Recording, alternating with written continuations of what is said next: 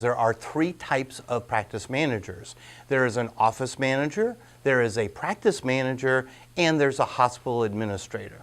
Now, if you look at the job descriptions for those three people, basically an office manager is kind of a lead receptionist, and he or she might be doing a little bit of management work, so maybe they're helping out with inventory or some accounting.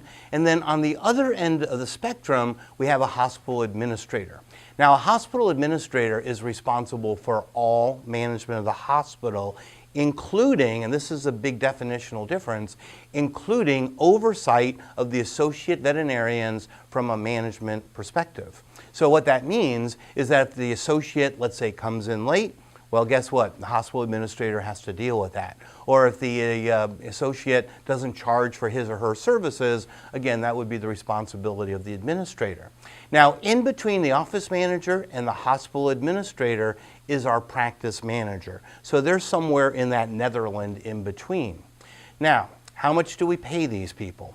An office manager typically gets maybe $1 or $2 more an hour than your lead receptionist. A hospital administrator could be making $80,000, $90,000, $100,000, and a practice manager probably is in the $50,000 to $70,000 range. How much can you afford? Look at 3 to 4% of your gross. That's what you can afford for management. And that should give you a good idea of what type of manager you need in the practice. But if a veterinarian is taking his or her time away from delivery of service to provide management of the practice, then they really need to be looking at bringing in a manager, because obviously that's not what they were trained for, and that's not where they're going to be most income productive.